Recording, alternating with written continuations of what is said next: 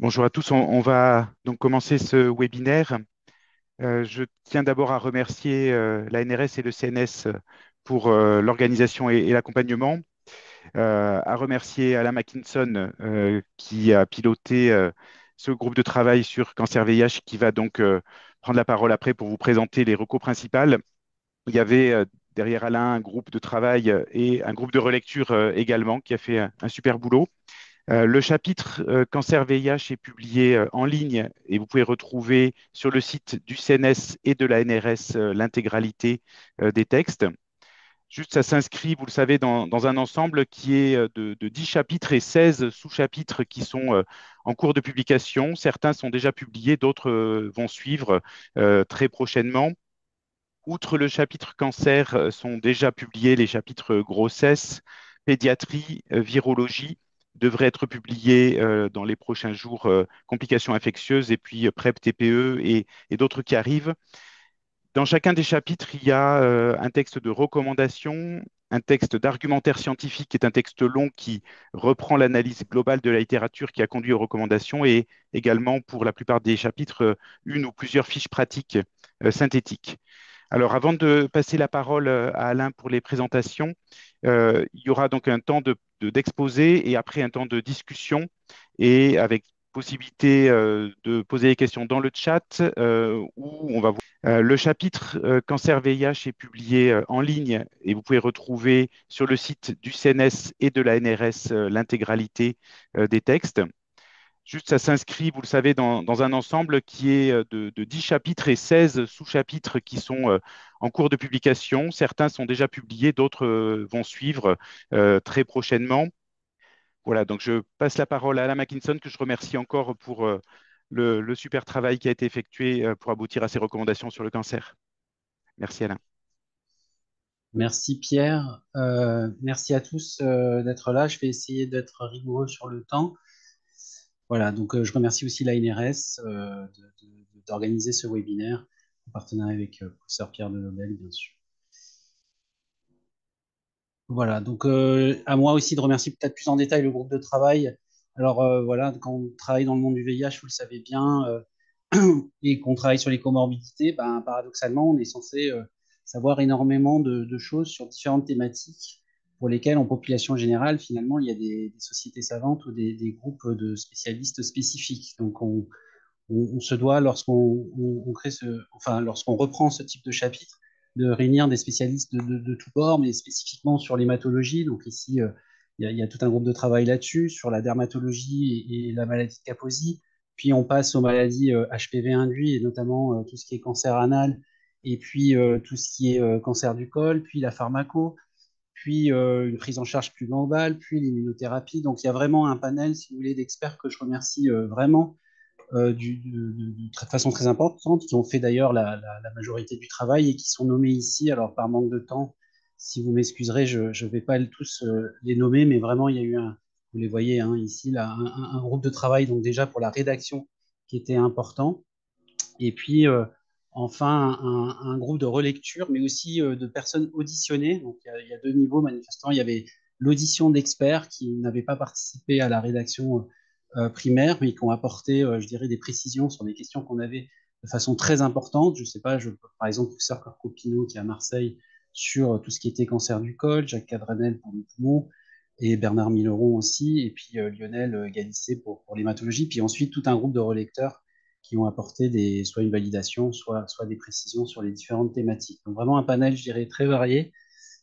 C'est très intéressant à coordonner, mais parfois c'est peut-être un peu vaste comme sujet. Donc on va démarrer juste pour vous dire, sans rentrer dans le grade des recommandations, mais dans le monde de la littérature du cancer chez les personnes vivant avec le VIH, voilà, c'est vrai que le niveau de preuve n'est pas toujours très très élevé, avec une preuve scientifique de type A, mais on est plutôt sur du C, parfois du B, et presque jamais du A, et souvent de l'avis d'experts, enfin de l'accord d'experts. Alors pourquoi s'intéresser au cancer? C'est un graphe qui est présent hein, grâce à Sophie Grabar et aux données de la cohorte nationale FHDH, bah, parce que voilà, les causes, je dirais, de cancer chez nos personnes vivant avec le VIH sont en train de changer avec le vieillissement.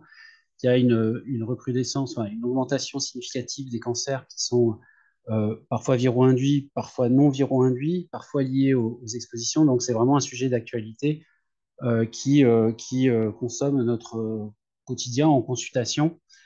Chez les hommes comme chez les femmes, ici, c'est des taux d'incidence bruts hein, qui sont pas entre les périodes qui ne sont pas standardisées sur les âges, mais qui donnent un aperçu, si vous voulez, du nombre de cancers et par cancer qu'on a chez les hommes et chez les femmes dans nos files actives par rapport aux données de la cohorte FHDH. Donc on voit bien que bon, les cancers classant SIDA, comme le sarcome de Kaposi, restent présents, même s'il y a certes eu une diminution, et que les cancers liés à l'âge, comme le cancer de la prostate, mais aussi le cancer du canal anal, qui est certes HPV induit, mais aussi lié à l'âge, reste très présent. Donc un ensemble de cancers qui nous occupe beaucoup, pour lequel il faut bien sûr s'en occuper et qui justifie, il me semble, des données spécifiques de prise en charge et de prévention au sein de recommandations.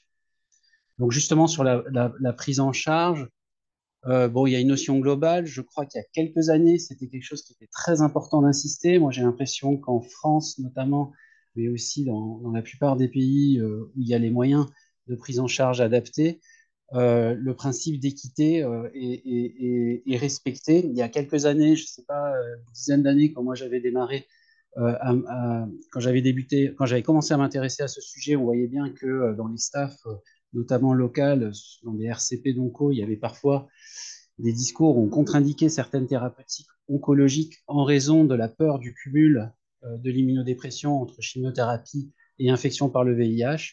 Eh ben non, le VIH, c'est un principe vraiment général dans ce chapitre, mais aussi dans la version précédente déjà, hein, par Isabelle Oiseau, Martin. Donc on part sur vraiment ce principe d'équité, c'est-à-dire donner, certes il y a une comorbidité supplémentaire qui n'est qu'une comorbidité supplémentaire et qu'on peut traiter avec l'arsenal thérapeutique qu'on a, et que c'est à nous, infectiologues, spécialistes du VIH, de s'adapter au standard, je dirais, oncologique, et qui permet vraiment d'avoir la meilleure chance, enfin, le meilleur traitement adapté, comme en population générale, pour que la personne vivant avec le VIH puisse être prise en charge. Donc, l'autre principe pour cela, c'est le maintien indispensable d'un contrôle virologique. Il y a plusieurs études qui sont plutôt des cohortes qui laissent suggérer qu'on laisse répliquer le virus, les réponses oncologiques et les réponses en termes de survie sont moins bonnes.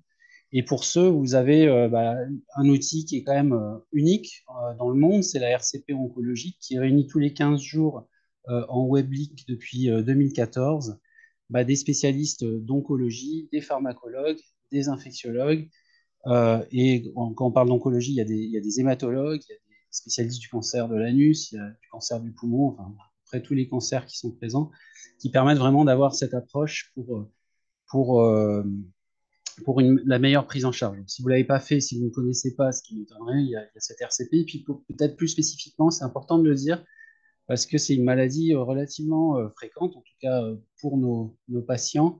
En tout cas, il y a quelques présentations. On peut les présenter à la RCP oncologique parce que parfois il y a les mêmes intervenants que dans la RCP de la maladie Castelman, mais il y a une RCP Castelman spécifique qui est organisée par Saint-Louis et qui permet en plus un suivi dans le cadre d'une cohorte en soins communs.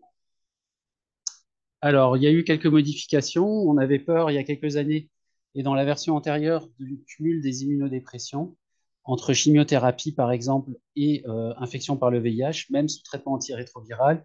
Et il était recommandé une surveillance systématique du taux de lymphocytes CD4 et de la charge virale, et qui s'est beaucoup allégé, notamment parce qu'on a décidé, vous verrez après, qu'on ne va pas mettre de prophylaxie universelle en cas de cancer solide sous chimiothérapie.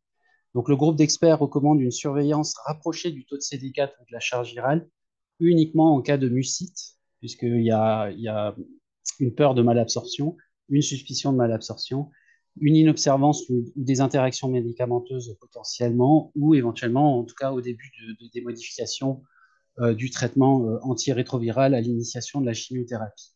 En dehors de ces situations, on a décidé de simplifier la surveillance systématique de la charge virale et du taux de lymphocyte CD4 à tous les 3 mois. Alors justement, pour la prophylaxie de la pneumocystose et la toxoplasmose. On est sur un allègement aussi des indications. Euh, on a deux types d'indications. La première, c'est une indication, on a deux types, oui, les indications viro-immunologiques, c'est-à-dire les indications comme dans le chapitre des infections opportunistes, avec un déficit immunitaire relativement important, avec un taux de lymphocytes inférieur à 200 cellules par millimètre cube ou inférieur à 15% au bilan initial uniquement. C'est-à-dire si jamais à 3 mois, puisque maintenant on a allégé la surveillance, vous vous retrouvez avec un taux de CD4 inférieur à 200 alors qu'il est et une charge virale contrôlée, alors qu'antérieurement, il était avant chimiothérapie normale, bah, il n'y a pas lieu de mettre une prophylaxie puisque probablement ces lymphopénies sont probablement assez transitoires et sont euh, probablement, enfin très probablement très présentes au niveau de population générale qui subit les mêmes traitements oncologiques. Et puis on a des indications oncologiques de prophylaxie systématique de la pneumocystose et de la toxoplasmose qui viennent des indications oncologiques en population générale. En gros, c'est des groupes d'experts qui indiquent, en fonction des types de traitements ou de cancers, ces prophylaxies lorsqu'il y a un risque d'incidence de pneumocystose au-delà de 2,5%. Et puis pour ça, bah, notamment, ça peut être une discussion au sein de la RCP, notamment cancer vie, pour discuter des indications de prophylaxie. Donc, ce qui n'est pas recommandé, en tout cas depuis cette publication, l'application des recommandations là cette année, c'est pour les cancers solides lorsqu'il y a une infection VIH contrôlée, c'est-à-dire un taux de CD4 supérieur à 200 et une charge virale contrôlée à l'initiation. Et puis, en ce qui concerne la surveillance du cytomégalovirus, antérieurement, on avait aussi peur des immunodépressions cumulées. Et on a levé la surveillance systématique de la virémie CMV, sauf s'il y a des indications oncologiques de type allogreffé ou s'il y a une indication, en tout cas au début, de surveillance de la virémie pour des raisons immunologiques.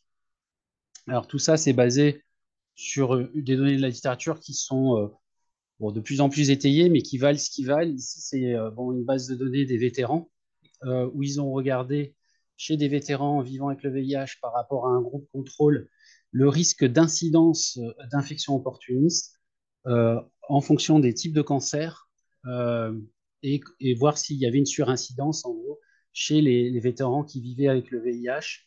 Ce qu'on trouve juste, tout cancer confondu, c'est oui, il y a un ratio qui est élevé et significatif à 4,8, surtout pour les cancers hématologiques. Vous voyez ici que c'est à 8,2. Et par contre, pour les personnes vivant avec le VIH qui ont un cancer solide et un taux de CD4 supérieur à 200 avec une charge virale contrôlée, et là c'était inférieur à 400 copies, eh ben, le ratio d'incidence des infections opportunistes était non significatif, non significativement différent, et ce, après score de proportion, notamment sur la prophylaxie ou pas de la pneumocystose, mais aussi sur le type de tumeur, son extension, l'âge et la présence d'un tabac. Donc ça, c'est le type d'argument qui nous a fait dire que peut-être on pouvait alléger un petit peu. Sur les co-infections hépatite B et VHC, on propose bien sûr toujours le dépistage systématique.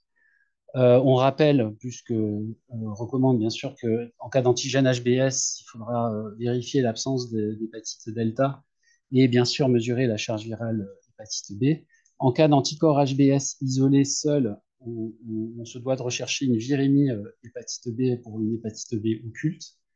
Et puis, ce qu'on propose, en cas d'anticorps HBS seul ou en cas d'hépatite B surtout et de co-infection, c'est un traitement antirétroviral toujours avec du TDF ou du TAF ou s'il y a une contre-indication de l'entecavir. Alors ceci dit, pour ceux qui ont des risques très faibles de réactivation, euh, avec donc juste des anticorps HBS isolés et des chimiothérapies qui sont peu, entre guillemets, source de réactivation d'hépatite B, on propose éventuellement un choix alternatif de surveillance tous les 1 à 3 mois de l'antigène HBS, l'ADN VHB et des ALAT pour détecter de façon plus précoce une réactivation potentielle. Ceci dit, bon, si on a besoin d'une combinaison antirétrovirale, dans ces cas, notamment d'anticorps HBS isolés, quel que soit le type de chimio, il vaut peut-être mieux juste couvrir ce risque de réactivation, même s'il est très très faible. Donc, la durée de la prophylaxie, c'est 6 mois après l'arrêt. Il y a des cas spécifiques de durée plus prolongée, notamment en cas d'utilisation du rituximab. Et puis, pour l'hépatite C, on propose un traitement de l'hépatite C au cas par cas à discuter notamment avec les hépatologues. Alors, on passe ensuite à la maladie de Kaposi. Peu de modifications en termes de bilan d'extension par rapport aux recommandations antérieures. On reste sur un diagnostic plutôt clinique, mais n'hésitez pas à faire des biopsies, notamment s'il y a des lésions atypiques ou une peau noire où le diagnostic est un peu plus compliqué. On reste pour l'instant sur un scanner TAP systématique à la recherche d'une atteinte profonde. La place du TEP scan, ça fixe, hein, il y a un SUV élevé, mais souvent, elle n'est pas très consensuelle. On n'est pas sûr que ça apporte vraiment énormément de choses et que ça modifie forcément la stratégie thérapeutique. Et on va être sur une endoscopie digestive s'il y a une anémie de profil plutôt de saignement occulte, et puis ou des symptomatologies digestives ou un saignement digestif présent. Alors, ce qui est peut-être un peu nouveau, c'est on a précisé la place, en tout cas, de la charge virale HHV8, qui permet parfois, dans des contextes cliniques où il y a un Kaposi extensif avec un syndrome inflammatoire qui est mi-raisin, qui permet d'aider, en tout cas, d'éliminer ou de penser qu'il y a potentiellement présent une autre maladie HHV8 induite, notamment la maladie de Castleman. Et donc, on propose, hein, dans ces contextes-là, éventuellement, de faire une charge virale HHV8 sur 100 total. Et si c'est inférieur à 2 log, c'est fortement en défaveur d'une autre pathologie HHV8 que la maladie de Kaposi, où ça va être souvent négatif ou avec des virémies plutôt faibles. Et puis, dans une maladie de Castleman, c'est vrai que les médianes sont plutôt très élevées et la PCR HHV8 souvent permet dans un contexte un peu inflammatoire, par exemple, de dire qu'il y a probablement un début ou une maladie de Castleman-like. Donc, ça peut être intéressant dans ce contexte-là. Alors, pour la maladie de Kaposi, on a précisé, sans réelle évolution peut-être, parce que la littérature bon, s'enrichit, mais surtout en population générale, d'indication de chimiothérapie systémique. Donc, on utilise cette classification TIS, mais qui a été utilisée surtout avant l'ère de la trithérapie. Mais en fait, l'idée, c'est simplement de traiter par chimiothérapie systémique les formes disséminées ou agressives ou progressives malgré un traitement ARV. Et là, on a des risques qui sont possibles, d'ailleurs, dans ce contexte-là, qui peuvent être une indication de traitement. Donc, les formes un peu agressives ou disséminées, c'est quand vous avez souvent de l'œdème associé à des adénopathies, par exemple, ou des lésions cutanées très importantes, ou des ulcères avec ou sans ulcération, et puis des lésions buccales qui sont un peu tumorales, c'est-à-dire non planes, et bien sûr des localisations viscérales. On reste sur le choix de première ligne, hein, qui sont les anthracyclines, en particulier la doxorubicine liposomale pégylée. Donc les doses sont là avec une dose cumulée qui est autour de 440 ou 50 mg par mètre carré. Donc il faut faire attention avec une échographie cardiaque initialement et au-delà de cette dose cumulée. Et puis comme choix alternatif en deuxième intention, pas en raison d'une efficacité moindre, mais plutôt en raison d'une tolérance qui est un petit peu moins bonne que les anthracyclines. Liposomale, on part sur des taxanes et en particulier le paclitaxel, 100 mg mètre carré tous les 15 jours, avec une prévention de l'hypersensibilité dans ce cas-là par corticothérapie la plus courte possible, puisque la HG8 aime bien la cortisone pour se répliquer. Donc on part sur 3 à 6 cures en fonction de l'extension et de la rechute. Et dans les recommandations, on a précisé, il y a souvent des rechutes, hein, on le voit. Alors, et puis, de plus en plus fréquemment, on centralise les cas, donc il y a peut-être un biais, mais on voit bien qu'il y a des caposies qui surviennent alors que la charge virale est contrôlée. Alors, est-ce qu'il y a une part d'immunosénescence, etc., chez ces personnes vieillissantes qui explique cette incidence de Kaposi, alors que leurs T4 sont plus ou moins élevés et leur charge virale est contrôlée. Donc, on a décrit, si vous voulez, en cas de maladie réfractaire, les options thérapeutiques. Donc, pour les premières rechutes, on n'a pas atteint les doses cumulées, et notamment si la rechute est un peu tardive par rapport à l'antériorité, on va reprendre la chimiothérapie antérieure. Si on a atteint la dose tolérée ou s'il y a des effets indésirables qui empêchent l'utilisation des anthracyclines ou des taxanes, on va passer de l'un à l'autre. Et puis là, plus compliqué, en cas de multiples rechutes, il n'y a vraiment pas de consensus, c'est plutôt des séries de cas. On est sur des difficultés thérapeutiques qui valent vraiment la peine d'être discutées en RCP. On a besoin d'études aussi de cohortes, de voir un peu comment on pourrait gérer ces patients. Mais il y a différentes séries de cas qui soutiennent l'utilisation du pomalidomide, des traitements alternatifs, mais avec encore moins de données comme l'étoposide, l'imatinib ou les anti-PD-L1 comme le Pimbro. Mais bon, le bénéfice-risque des immunomodulateurs dans ce cas-là, avec des risques quand même de colite ou de myocardite, sont quand même présents. Donc, il faut vraiment qu'on soit dans l'impasse thérapeutique, peut-être dans le cadre de cohortes, hein, des immunomodulateurs. Et puis, il y a l'interféron aussi qui a son rôle comme le pomalidomide. Dans ces traitements-là, on est vraiment sur voilà, des discussions qui sont très importantes et à avoir en RCP de façon essentielle. Donc, très important. Donc, il y a aussi la possibilité de traitement local sans qu'il y ait d'études randomisées qui valident par rapport à, enfin, un traitement local, enfin, la supériorité ou d'un traitement par rapport à un autre, hein. Donc, c'est un peu en fonction des avis d'experts et des habitudes des différents centres. Donc, il y a la possibilité de faire de la radiothérapie localisée, un traitement par chimiothérapie intralésionnelle, de la chirurgie ou des stimulateurs immunitaires comme l'imiquimod ou la tryptoïne en localisé. Alors, nouveauté, c'est pas tout à fait un cancer, c'est une tumeur, enfin, c'est une prolifération oligoclonale des lymphocytes B et induit par, enfin, favorisé, enfin, induit notamment par HHV8. C'est la maladie de Castleman. Elle était absente d'ailleurs des recommandations antérieures. Donc là, c'est vraiment un schéma global qui n'est pas appliqué de façon systématique. Ça dépend un petit peu des habitudes de la clinique. C'est essentiel d'avoir une discussion avec les spécialistes, notamment soit notre RCP, soit la RCP Castelman. Et donc, on part sur donc des maladies qui peuvent être graves, avec des risques d'anémie sévère et de complications des anémies par hémolyse, ou de syndrome d'activation macrophagique qui peuvent être catastrophiques. Donc, on part sur des diagnostics probables ou confirmés, notamment si on a une histologie de maladie de Castelman, avec un traitement en urgence par étoposide dont on a mis les doses, donc plutôt intraveineux, parce qu'il y a une disponibilité très variable entre l'IV et le Peros. Donc initialement par voie intraveineuse, 150 mg mètre carré, et ensuite une deuxième dose J10, J14. Et ensuite, en fonction des cas, soit on calme le syndrome d'activation macrophagique, on calme l'inflammation et les poussées de Castelman, et on s'attaque à la maladie de Kaposi sévère par une anthracycline ou ou juste de l'étoposide et qu'on continue s'il n'y a pas trop de maladies ou pas de maladie de Castelman, avec le traitement antirétroviral, bien sûr, dans tous les cas, pour essayer d'augmenter le taux de lymphocytes s'il n'y avait pas de traitement contre le VIH.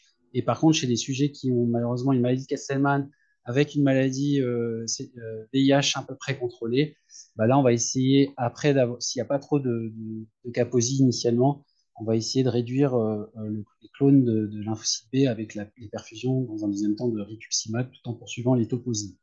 Voilà, c'est un petit peu compliqué, c'est juste pour vous dire que ce schéma existe, qu'il y a différentes cas de figure et il est très important de prendre des mesures d'urgence, d'avoir une suspicion diagnostique assez rapide et de prendre des avis très rapidement pour faire un traitement d'urgence, puis en fonction des cas, un traitement de fond qui peut varier. Alors, ce qui est nouveau aussi, que je trouve intéressant, même si euh, les situations sont présentes, hein, mais il n'y a pas de surrisque de cancer de la vessie, a priori, chez les personnes vivant avec le VIH. Il y a surtout la possibilité de faire ces cancers-là en raison de l'exposition au tabac, bon, peut-être la bilharziose, on en voit très rarement, mais plutôt au tabac. En tout cas, ce qui a été longtemps non recommandé, c'était la BCG-thérapie par instillation intravésicale. Donc, c'est du Mycobacteries bovis atténué qui induit une réponse immunitaire de l'inflammation au niveau de la vessie et qui permet, en tout cas en population générale, de traiter les cancers localisés de type 6 ou T1 sans passage de la musculeuse. Et donc, c'est le traitement par rapport à d'autres types d'instillation de chimiothérapie le plus efficace et qui a montré en population générale des meilleures réponses possibles. Et antérieurement, on les contre-indiquait en raison du risque de tuberculose disséminée, de BCG disséminée. Bon, il y a eu des cas cliniques qui ont montré en tout cas que ce n'était pas systématique. Il y a eu des séries de cas de patients vivant avec le VIH. On fait la somme, ils ne sont pas si nombreux que ça, mais qui montrent qu'a priori, il n'y avait pas systématiquement de BCG localisé ou généralisé. Premier élément, mais deuxième élément, on trouvait que surtout c'était une perte de chance pour un traitement qui fait référence. Donc, sous réserve d'une surveillance rapprochée, mais comme en population générale, on n'a pas contre-indiqué et il faut valider au cas par cas cette indication, notamment chez les personnes qui ont une immunité à peu près convenable au-dessus de 200 cellules par millimètre cube, mais il n'y a aucune donnée vraiment qui valide cette indication, enfin ce cut-off en tout cas. Et il n'y a pas d'indication de prophylaxie primaire par isoniazide, parce qu'il y a une étude par contre randomisée en population générale qui montre qu'il n'y avait pas de différence. Pierre, les questions sont à la fin, je suppose. On continue. Donc, la deuxième partie, on passe sur les dépistages et prévention. Il y a quand même pas mal de nouveautés. Alors, une nouveauté, mais qui me concerne moins, mais on a validé, parce que ça va sortir, la vaccination et la prévention universelle des HPV à haut risque par la vaccination pour réduire l'incidence du cancer du col et anal et peut-être, on l'espère, du pharynx, en tout cas ceux qui sont HPV induits, de l'oropharynx plutôt. Et donc, ça sera dès l'âge de 11 ans avec un rattrapage à 15 ans, ok. Mais cette extension du rattrapage a été validée dans les recos jusqu'à 26 ans pour les deux sexes et chez les hommes, quelle que soit l'orientation sexuelle. Donc, on l'a juste rappelé, je me permets de dire là. Pour le cancer du col et le dépistage, eh ben, on a beaucoup simplifié, surtout, vous verrez, à partir de 30 ans. Donc, pour les 25-30 ans, les femmes vivant avec le VIH de 25 à 30 ans, on a essayé de coller au plus près des recommandations en population générale. Et puis, sur des données de la littérature, on s'est permis de dire que pour les femmes entre 25 et 30 ans qui avaient un niveau de CD4 relativement élevé au-dessus de 350 et un nadir de CD4 supérieur à 200, on n'avait pas de littérature qui démontrait un surrisque d'incidence du cancer lorsqu'on ne surveillait pas tous les ans. Et donc, comme en population générale, on propose un frottis annuel 2 fois, puis à 3 ans si normal. Et par contre, celles qui ont moins de 350 CD4 ou un nadir bas, on reste sur les recommandations actuelles de frottis cytologiques tous les ans. Mais le grand changement, c'est surtout au niveau du cancer du col, finalement, en analysant la littérature, même si elle n'est pas de niveau de preuve A, mais il y a quand même des données de cohorte assez intéressantes qui montrent que si on a un test HPV négatif au niveau du frottis vaginal, au niveau du col, eh ben on n'a pas, par rapport à un groupe contrôle en population générale de femmes à peu près de même âge, on n'a pas de surrisque dans les intervalles de cancer. Donc, on a une très bonne valeur prédictive négative. Ça, c'est un des raisonnements qui a justifié finalement qu'à partir de 30 ans, chez les femmes vivant avec le VIH, on va appliquer les recommandations de dépistage qui existent. Ça va simplifier la prise en charge. Il y a quand même pas mal de femmes qui sont suivies en ville et de façon pratique, les gynécos de ville ne suivent pas les recos spécifiques des femmes vivant avec le VIH. Et puis donc, en les validant aussi, je pense que ça va améliorer enfin, on aura le même système de dépistage. Donc, juste pour rappel, l'HAS, on teste avec un frottis. Le résultat est négatif. S'il n'y a pas de symptômes, on refait le prochain test à 5 ans. C'est toujours bien d'aller voir la gynéco pour discuter sexualité, contraception, etc. Et une consultation en santé sexuelle complémentaire de ce qu'on peut faire. Hein. Donc, ça ne veut pas dire qu'il ne faut pas aller voir la gynéco, mais ça veut dire que le prochain test, en tout cas pour dépister les lésions précancéreuses et le portage d'HPV-HR, est dans 5 ans. Si le résultat est positif, on fait un examen cytologique. S'il y a des cellules qui sont soit normales, soit possiblement suspectes d'être anormales, on va faire une colposcopie. Si le résultat est négatif, à ce moment-là, de la cytologie, ça peut être un portage transitoire de l'HPV-HR, donc on refait un an plus tard. S'il est négatif, on rebascule à 5 ans. S'il est positif, à ce moment-là, c'est un portage chronique. Il y a quand même des surrisques de dysplasie. Quel que soit le frottis cytologique, on fait une colposcopie derrière. Donc ça a pas mal changé, enfin ça va changer nos pratiques et je pense que c'est déjà fait dans certains centres. Alors, jusqu'à quel âge? En population générale, c'est 65 ans. Il n'y a pas beaucoup de, enfin, voilà, Il y a un quart, je crois, des cancers du col qui surviennent au-delà, hein, chez des femmes ou pas vivant avec le VIH. Donc, on s'est dit, bon, bah, on va survenir, on va poursuivre le dépistage antécédent, notamment, enfin, au-delà de 65 ans, et il nous semble justifié de le faire s'il y a des antécédents de lésions intraépithéliales, quel que soit le niveau, CIN1+, donc 1, 2, 3, ou des cancers, ou d'infections persistantes HPV-HR, en fonction, bien sûr, de l'état général. Alors pareil, pour le dépistage opportuniste du cancer anal, il y a quand même des grands changements aussi. Et on est obligé, et puis on travaille avec les recommandations, les personnes qui ont écrit les recommandations au sein de la Société nationale de coloproctologie française, donc la SNFCP, qui ont l'année dernière émis aussi des recommandations de dépistage avec une approche populationnelle, donc qu'il soit VIH ou pas, vous verrez, mais aussi dans la méthodologie et dans la méthode de dépister.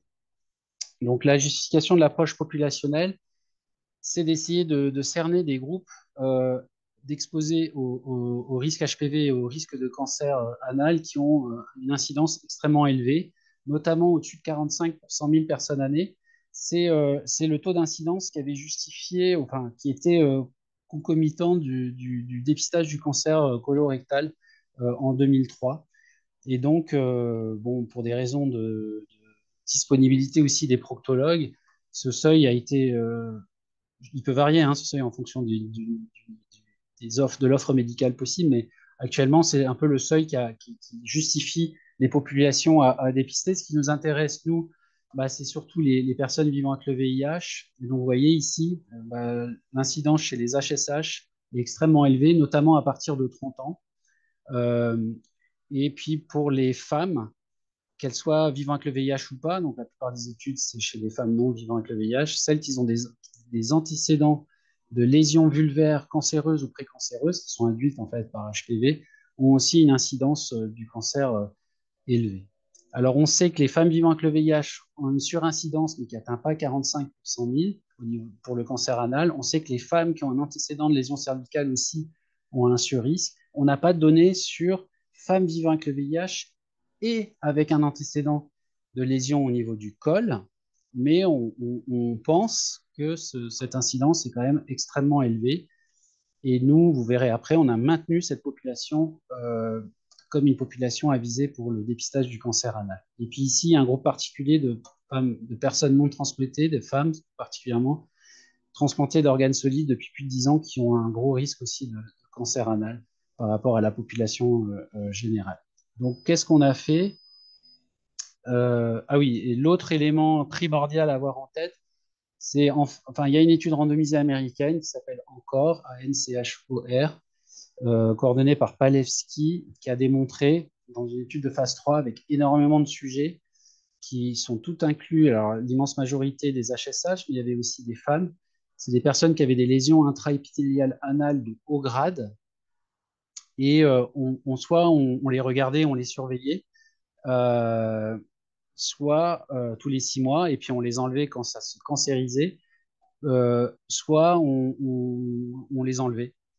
On les enlevait en faisant des anuscopies haute résolution, à la fois pour le diagnostic, le suivi et la thérapeutique. Et donc, cette étude, que je ne détaillerai pas plus que ça, a montré pour la première fois, mais il faut vraiment dépister beaucoup de gens pour avoir une efficacité, bah, qu'il y avait une réduction du risque de cancer en enlevant systématiquement les lésions intraépithéliales de haut grade et diagnostiquées par angioscopie haute résolution de un peu moins de 60%. Avec, mais vous voyez, avec 9 cancers dans le bras interventionnel versus 21, avec un grand nombre de sujets à dépister. Donc, bon, en termes de santé publique, c'est beaucoup d'investissement pour peut-être un effet certes présent, mais qui est peut-être pas si important. Et bon, ce qui est aussi intéressant, c'est que parmi les 9 cancers diagnostiqués avec l'intervention précoce sur les lésions intraépithéliales de haut grade, les cancers qui étaient diagnostiqués étaient plutôt beaucoup plus localisés que parmi les 21 dans le bras, juste comme on fait surveillance active. Donc ça justifie aussi l'utilisation de l'AHR dans le dépistage, mais bon, on préconise quelque chose qui est peut-être pas tout à fait faisable, qu'il va falloir organiser, c'est un objectif. Et donc, dans les recommandations pour le dépistage du cancer de l'anus, ben, finalement, on se rapproche beaucoup des recommandations de la SNCF, juste par une petite différence. c'est qu'on inclut dans la population à dépister pour un cancer de l'anus les femmes vivant avec le VIH de plus de 30 ans avec un antécédent de lésion du col au moins CIN2+. Sinon, pour les autres groupes à risque, on est pareil. Donc, les HSH vivant avec le VIH de plus de 30 ans. Et puis, si jamais vous avez des femmes vivant avec le VIH avec un antécédent de cancer ou pré-cancer de la vulve, c'est une indication dans les deux sociétés. Et puis, les femmes vivant avec le VIH transplantées d'organes solides depuis 10 ans, c'est aussi une indication. L'autre révolution, et c'est encore une fois une stratégie implémentée, c'est que le dépistage se fait par recherche de tests HPV-16 au niveau anal. Si le test HPV est négatif, on est tranquille pendant 5 ans, en dehors de symptômes pour lesquels qui justifient une consultation. Si le test HPV est positif, à ce moment-là, il faut faire un examen clinique proctologique et une cytologie. Donc là, c'est pas mal d'envoyer au procto parce que l'examen proctologique, c'est l'anuscopie classique avec un examen clinique de la marge anale et de l'intérieur de l'anus et un frottis pour une cytologie pour chercher des cellules anormales.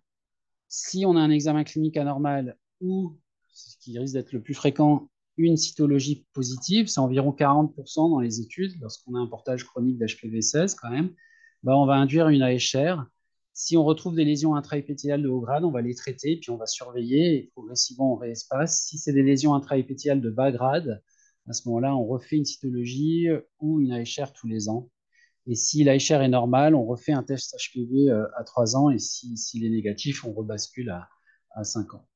Donc ça va beaucoup changer nos pratiques. Le problème, il y a plusieurs problèmes. Le premier, c'est qu'il y a un manque d'AHR, il y a un manque de proctologues. Bon, il y a une super école là, par Isabelle Etienne, ils sont en train d'être formés. Bah, ils le sont déjà pour beaucoup, mais il y a une formation en cours en tout cas. Et puis l'autre élément, c'est que pour l'instant, ce test, dans cette indication-là, au niveau anal, il n'est pas remboursé, il n'est pas à la nomenclature.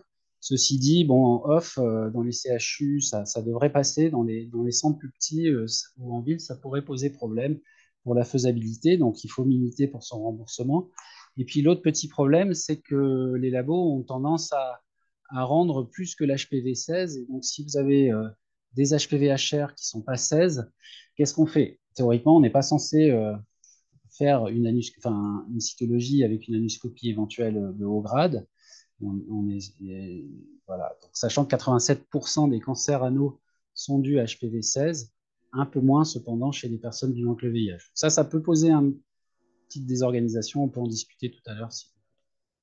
Alors, autre nouveauté, c'est le dépistage du cancer bronchopulmonaire chez les personnes vivant avec le VIH à risque.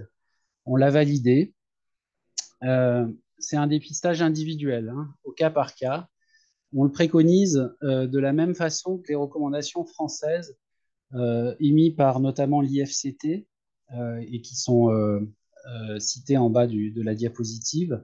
Alors, c'est un peu compliqué. C'est des recommandations qui disent que ça serait bien d'avoir un dépistage organisé en France. Pour l'instant, ce n'est pas le cas, mais si jamais, de façon individuelle, on devait faire un dépistage, ça serait sur ce profil-là. Donc, on a gardé exactement les mêmes critères entre 50 et 74 ans, avec un tabagisme supérieur à 10 cigarettes par jour pendant 30 ans ou 15 cigarettes par jour pendant 25 ans, possiblement sevré depuis moins de 10 ans, et une information éclairée et volontaire pour une démarche au sevrage tabagique. Ça ne veut pas dire qu'il doit être réussi, mais il doit être volontaire. J'insiste vraiment sur l'information éclairée, faire un scanner faible dose hein, pour un dépistage, donc c'est certes sans injection, mais ça veut dire beaucoup derrière. Ça veut dire que s'il y a un nodule qu'il faut surveiller, il faut refaire un scanner à 3 mois, puis éventuellement à 2 ans, et puis éventuellement encore un intervalle à 2 ans et demi, donc ça peut être très stressant. Il faut éventuellement aller biopsier des choses qui potentiellement ne sont pas des cancers, avec tout de même un risque de pneumothorax. Donc tout ça, ça fait partie de l'échange qu'on est censé avoir. Et je vous invite, si vraiment vous voulez instaurer le dépistage, dont on est en train de commencer à travailler là-dessus, c'est d'éclairer le parcours du patient, du dépistage jusqu'à la prise en charge, et d'intégrer au sein de vos structures l'ensemble des personnes qui vont avoir à la réflexion un rapport avec ce dépistage. Il n'est pas encore validé, en tout cas en dehors d'expérimentation en population générale, Donc, chez les personnes vivant avec le VIH, c'est bien que vous voyez le radiologue qui est spécialiste de ça, avec éventuellement le pneumologue, puis le chirurgien thoracique, parce qu'il faut, et qui discute en RCP des dossiers, etc., parce qu'il faut vraiment avoir une approche globale et que le parcours soit clair, notamment pour donner une information précise euh, à la personne concernée. Alors, on peut arrêter le programme, enfin, il faut arrêter le programme si un sevrage tabagique depuis plus de 10 ans, un âge au-delà de 74 ans après 3 scanners sans suspicion de cancer ou la survenue d'un critère de non-inclusion, ce qui est souvent un état général dégradé, par exemple, avec l'impossibilité de subir un traitement derrière. Donc, on est sur des scanners faible dose. Sachez qu'il y a l'INCA qui est en train de se pencher sur des recos, donc probablement ça va un peu s'adapter en fonction de cela. Mais en tout cas, le groupe d'experts a ouvert la porte au dépistage. Alors, c'est basé en population générale sur 3 études que je vais peu détailler, avec des niveaux de tabac qui sont variables. Nous, on a repris, là, dans le groupe d'experts, l'IFCT qui a repris elle-même les niveaux de tabac de l'étude Nelson.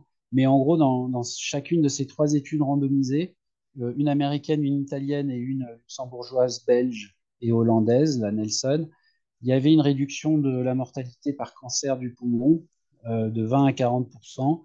Et puis, dans une des études où ça avait été regardé avec un suivi suivant, il y avait une réduction du risque de mortalité de 7%. Sachez que le sevrage du tabac fait beaucoup plus que le dépistage du cancer pour réduire la mortalité globale et même la mortalité par cancer bronchopulmonaire, y compris lorsqu'on est inclus dans un dépistage individuel par scanner faible dose. D'où l'intérêt vraiment d'insister là-dessus. Alors parfois, ça peut être aussi source de motivation du sevrage lorsqu'on rentre dans une stratégie de dépistage et on voit quelques lésions. Je vous rappelle juste qu'on avait, grâce à l'ANRS d'ailleurs, fait il y a quelques années déjà une étude de faisabilité du dépistage du cancer bronchopulmonaire chez les personnes vivant avec VIH qui fumaient, en gros, avec, grâce à vous, hein, nombre d'entre vous. On avait inclus quand même pas mal de sujets, et puis on avait vu quand même qu'en gros, on avait trouvé, je crois, 9 cancers plutôt précoces, avec des pronostics qui étaient favorables, mais surtout une faisabilité et une bonne adhérence. On a des populations qui sont, euh, qui sont bien suivies et qui ont l'habitude des études lorsqu'ils sont bien suivis et intégrés dans le système de suivi.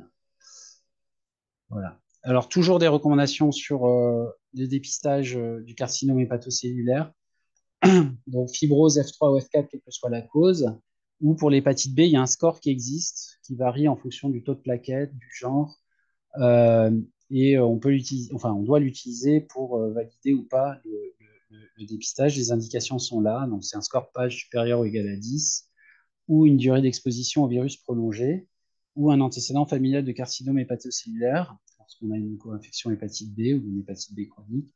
Donc là, on part sur l'échographie Doppler hépatique tous les 6 mois.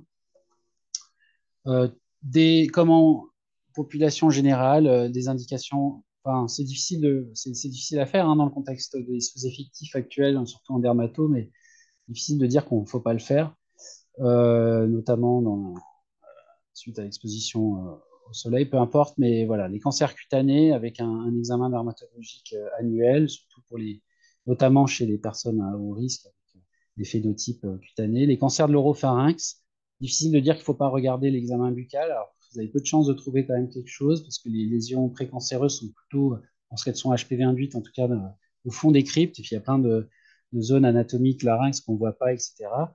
Et puis les autres cancers aussi, mais parfois on peut tomber dessus. Et puis les indications, comme en population générale, de cancer du sein, je ne détaillerai pas. Ça dépend en gros de la présence ou non d'antécédents familiaux, de facteurs de risque de mutation. Mais bon, le cancer du côlon, comme en population générale, avec l'hémoculte à partir de 50 ans, pour des gens qui sont plus à risque, notamment pour des antécédents personnels ou familiaux, la coloscopie peut être d'emblée indiquée, et puis avec des âges plus précoces que 50 ans, en fonction justement de la présence et des âges des facteurs de risque dans la famille. Le cancer de la prostate, supérieur ou égal à 50 ans, c'est comme en population générale. Ce qui est rappelé, c'est quand même c'est le toucher rectal, normalement annuel. Et puis le taux de PSA, il y a une grande étude qui dit plutôt oui, une grande étude qui dit plutôt non. Et il y a une société française d'urologie qui dit bon, bah plutôt oui, mais bon, sous réserve. Il pour le dosage des PSA qui ne doit pas être forcément fait tous les ans, c'est plutôt tous les 2 à 4 ans. Et puis à stratifier en fonction pour l'âge des antécédents de facteurs de risque. Et puis, alors j'ai du mal à retrouver ce truc, mais je l'ai gardé par rapport à la reco précédente, mais en pratique, ça concerne peu de sujets. C'est des dépistages par cytologie urinaire de cancer de la vessie chez des personnes qui ont une exposition professionnelle à un agent cancérogène vésical. C'est vraiment pas spécifique au monde de notre population d'intérêt. Alors, deux dernières diapositives sur la pharmacologique, notamment avec la coordination de Caroline Solas. Voilà, alors là, on est plutôt dans la prise en charge, excusez-moi. Ouais, j'ai fini. Donc, il y a des indications de dosage. Avant, c'est bien de doser, avant une chimiothérapie, mais on redose, notamment s'il apparaît des mucites ou des troubles digestifs. Et je vous remercie. Merci beaucoup, Alain. On va prendre un petit peu de temps maintenant pour des questions. Alors, il y a, on va regrouper quelques questions. Alors, première série de questions sur les hépatites. C'était plus des précisions avec des commentaires dans le chat sur les anti-HBC isolés, mais pas que, puisqu'il y a aussi, pour certaines biothérapies, le risque, y compris en présence d'anti-HBS. Je ne sais pas si tu veux préciser un petit peu, Alain, Bah, en sur fait, voilà, notamment rituximab, où on a des réactivations oui, possibles. oui, oui. Bah, rituximab, on rentre dans les catégories de risque intermédiaire ou élevé en fonction du cancer, bah, élevé, je crois même, de réactivation. Donc, il faut mettre bien sûr une prophylaxie et de l'anticavir, c'est une contre-indication au TAF ou au TDF, c'est sûr. Pour les autres risques qui sont beaucoup plus faibles, alors soit on suivait ce qui était écrit en population générale et c'était extrêmement compliqué de faire une surveillance, etc. Mais on s'était dit, bah, s'il n'y a pas de contre-indication et de toute façon il faut traiter le VIH, pourquoi est-ce qu'on ne simplifierait pas et, on recommande plutôt, alors là, on est plutôt dans le cadre de tumeurs solides avec des chimiothérapies classiques, quoi, qui n'ont pas d'effet lymphopéniant B, et on est sur des cas d'anticorps HBC isolés, hein, sans anticorps HBS. Donc là, le risque de réactivation est plutôt faible. On peut s'amuser à vacciner pour voir s'il y a une synthèse d'anticorps HBS, mais a priori, on ne sait pas si vraiment c'est protecteur. Il n'y a pas de données cliniques. Il y a des données pour dire qu'en faisant ça, on récupère 30 à 40% de gens avec des anticorps. Et ce que je voulais dire, c'est que bon, soit on l'a, du coup, c'est là où ça diverge un peu, soit on fait une stratégie de surveillance rapprochée, mais c'est peut-être un peu compliqué, soit s'il faut traiter, il n'y a pas de contre-indication, autant mettre un traitement ARV avec du TDF et du TAF. C'est une approche un peu pragmatique. Je ne sais pas si je réponds à la Oui, question. oui, c'était surtout pour préciser que ce n'était pas les anti-HBC isolés, je pense, dans le sens de la question. Après, il y a deux questions sur HHV8, une sur le Castelman et le seuil à partir duquel, du coup, on pourrait... euh, alors, je reprends exactement, pardon, la formulation. C'était le seuil, on va dire, à partir duquel on pensait qu'il y avait un seuil évocateur de récidive, et quid quand il y a juste une virémie isolée sans symptômes cliniques de récidive. Dans quelle mesure est-ce que c'est prédictif ou pas? Alors, je ne suis pas le spécialiste de ça, mais sur le seuil, on peut, a priori, avec une bonne valeur prédictive négative, plutôt écarter une maladie de Castelman si on a moins de 2 logs en sang total, hein, parce que si on fait du plasma et du sang total, c'est pas tout à fait pareil, ce qu'il y a des PBMC. Et donc la charge virale HSV va être plus élevée en sang total. Donc si on a moins de 2 logs, a priori, on peut écarter. Après, toutes ces valeurs de seuil, c'est valable uniquement dans un contexte clinique compatible, hein. Et donc l'autre question, c'était quoi la deuxième Non, partie? c'était s'il y a une virémie isolée, est-ce que c'est prédictif d'une Alors, récidive en l'absence de symptômes cliniques? si David est là, David Boutboul, il peut peut-être répondre, mais je sais qu'il s'intéresse à cette question-là en cas de suivi d'un Castelman traité, et pour voir si en faisant le dosage HH8, si ça remonte, c'est prédictif d'une rechute ou pas. C'est pas clair. Ça pourrait être intéressant. Pour l'instant, ce n'est pas validé. Et puis une PCR HH8 faite comme ça m'est arrivé dans un avis sans contexte clinique évocateur, ben, on n'en fait pas grand-chose. Et alors après, il y avait une question ou interrogation sur les Kaposi qu'on voit de plus en plus fréquemment sur des PVIH avec charge virale contrôlée, sur le mécanisme où, voilà, et c'est vrai que c'est de plus en plus constaté. Alors, bon, pareil, on est censé tout savoir sur tout, on coordonne, mais il y a de l'immunosénescence probable, il y a peut-être alors souvent quand même, moi j'avais fait un papier on avait comparé la clinique, mais aussi les antécédents de tous les Kaposi comme ça à charge virale indétectable. Parce que le problème à la RCP, c'est qu'on voit les cas graves qu'on présente parce qu'il faut de la chimio.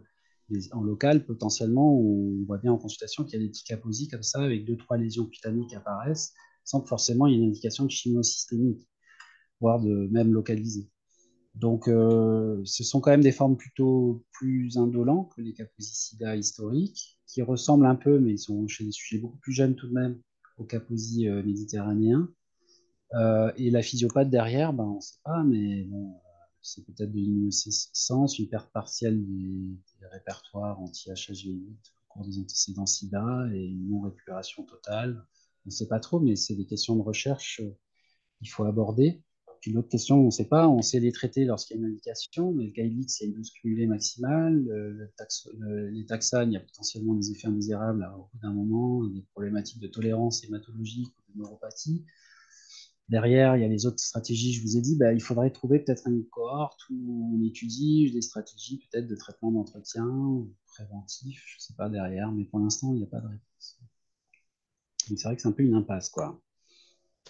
Alors après, il y a sur HPV, le remboursement, tu en as parlé sur le fait que pour l'instant, c'était pas remboursé la PCR HPV anal et que c'est faisable dans les hôpitaux, mais pas en ville en attendant que ça soit bougé au niveau de la nomenclature. Il y avait une question sur le vaccin HPV au-delà de 26 ans, avec certaines personnes qui font des vaccins au-delà de cet âge-là. Et là, on parle de HSH, par exemple. Euh, Pourquoi ce cutoff de 26 ans? Est-ce qu'il y a... 26 ans, parce qu'il y a une étude chez les HSH anal qui montre qu'en vaccinant ces personnes qui sont pourtant très exposées au risque d'HPV, il y avait une réduction de 50% du risque de dysplasie avec le suivi. Donc, on a des données cliniques de bonne qualité qui montrent certes quelque chose à partir de 26 ans. Après, en population générale, pour la vaccination, bah, plus on vaccine tôt, plus c'est efficace. Et puis, chez des femmes, une cohorte, je crois, pour tout ce qui est col, au-delà de 26 ans, bah, le risque il s'amenuise quoi, avec le temps. Il y a probablement encore de l'efficacité jusqu'à 30 ans, mais après, ça diminue. Alors, chez les HSH, qui sont, en tout cas, qu'on voit en CJ ou pour de la PrEP ou autre, bah, là, il y a vraiment beaucoup d'exposition et probablement l'efficacité des vaccins est très faible, voire nulle. Ça dépend un peu aussi du niveau d'exposition. Donc, je crois que 26 ans, et il faut intégrer un peu le niveau d'exposition, montrer dans une sexualité plus importante, tardive, je sais pas. Donc, c'est un âge, je dirais, à- au cas par cas, il me semble, on peut peut-être le faire au-delà, mais on n'a pas encore d'études. Alors, il y a des études randomisées en cours au-delà de 26 ans pour les femmes et chez les HSH pour voir au niveau anal et du col s'il y a, il y a une efficacité de la vaccination. Donc, moi, j'attendrai ça. Voilà, je sais que la méta-analyse pour le col et pour l'anus, bah, il y a une hétérogénéité des données. Les auteurs eux-mêmes, alors, je ne sais plus dans lequel des deux papiers, disaient que bah, il faut une étude randomisée bien faite parce qu'il y a des biais d'inclusion, une hétérogénéité des résultats, donc on ne peut pas conclure, même si ça a l'air intéressant. Puis je pense que ça dépend beaucoup du niveau d'exposition HPV. Et paradoxalement, plus il est élevé, moins le vaccin va être efficace.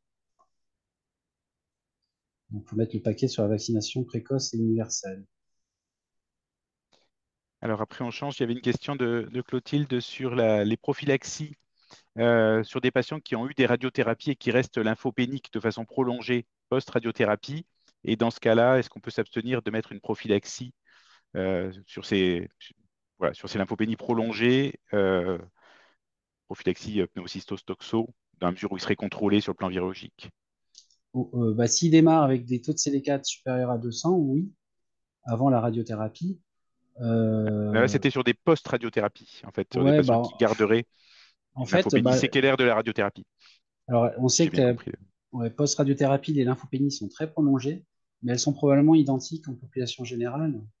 Et pourtant, on n'indique pas de prophylaxie chez eux. Et dans l'étude des vétérans qu'on avait faite aux États-Unis, là, il y a des gens qui ont de la radiothérapie et on n'avait pas de signal d'alarme d'infection opportuniste parce qu'ils étaient sous radiothérapie. Donc en fait, nous on pense qu'il ne faut pas. Voilà. On n'a pas besoin de mettre une radiothérapie s'il n'y a pas d'indication à l'initiation immunovirologique ou s'il n'y a pas d'indication oncologique. Donc la plupart par exemple, un cancer de l'anus faire de la radiothérapie, il n'y a pas d'indication. Alors même s'il y a une infopénie prolongée, mais ça sera comme en population générale, il n'y a pas d'indication, il n'y a pas a priori de surrisque de cette infection. Alors, on revient sur HPV, juste pardon, sur une question sur la valeur éventuelle de la vaccination à visée thérapeutique sur des patients qui ont déjà des lésions HPV+. Et est-ce qu'il y a une recommandation de faire de la vaccinothérapie? Pour l'instant, non, on dit que le niveau de preuve n'est pas assez élevé et qu'il y a une étude randomisée en cours post-conisation qui va pour le col qui va probablement répondre à cette question. Même si pour le col, là, comme il y a une conisation, on enlève, il me semble, le foyer où les HPV se trouvent le plus. Bah, quelque part, c'est comme si on repartait à zéro, mais il y a une étude randomisée en cours donc, qui va bientôt sortir. A priori, ce serait intéressant d'avoir ces résultats avant d'appliquer. Après, je sais qu'il y a OK. des équipes qui le font, hein. Moi, je ne m'oppose pas, mais je dis juste que voilà, le niveau de preuve manifeste. Enfin, on dit, parce que il y a Isabelle Heard, il y a Laurent Mandelbrot, on avait discuté avec le groupe Vaccinaux aussi, hein. Euh, voilà, ça manque un peu de données, quoi. Même s'il y a des équipes qui le font, très bien. Alors, on va arriver au terme du webinaire. Il y a une question posée par Fred Le Breton de Remette. C'est, selon vous, quel est la reco majeure qu'il faudrait retenir de cette mise à jour par rapport au rapport précédent? Si tu devais retenir un point de changement qui te paraît le plus... il y Est-ce en que a plein, mais je peux dire deux? Bah, allez. moi, je trouve les modalités HPV, donc ça nécessite beaucoup d'organisation, en particulier pour le cancer de l'anal, et derrière beaucoup je sais pas, de stratégie je sais pas si tu vas militer, Pierre, pour qu'il y ait un remboursement le plus précoce possible avec la SNFCP. Donc il y a ça, parce que ça nécessite d'établir un parcours. Nous, on a commencé à travailler au CHU de Montpellier avec les gynécos et les proctos et la viro là-dessus. Et donc, il y a les AHR derrière. Et puis, je dirais aussi, moi, je trouve que le cancer du poumon, c'est quand même aussi bon, une petite révolution, même si le moyen le plus efficace, c'est toujours d'arrêter de fumer. Merci beaucoup. Je ne sais pas si il n'y a pas d'autres questions là dans le chat. On On n'a arrive, pas, je viens de voir le micro. on arrive donc à 14 heures. Je ne sais pas si il reste une dernière question Je ou crois si on... excusez-moi, oui, professeur Delobel, je crois qu'il y avait une question et question-réponse qui demandait s'il était possible d'avoir le diaporama. Oui, oui, moi, je suis pas contre. Et donc, on le mettra en ligne sur le site de la NRS MIE. Voilà, vous pourrez y accéder sur la page de l'événement. Après, sur le site de la CNS, il y a une fiche synthétique et il y a des recos avec les argumentaires, mais il y a des recos aussi juste avec les recos. Donc on vous incite à regarder voilà, tous les documents disponibles qui reprennent tout ça de façon très détaillée. Voilà, je crois on est dans le timing parfaitement. Merci, merci Alain, merci à tous pour votre participation. Merci encore une fois à la NRS et au CNS pour l'organisation et, et à bientôt pour la suite de la publication des recos.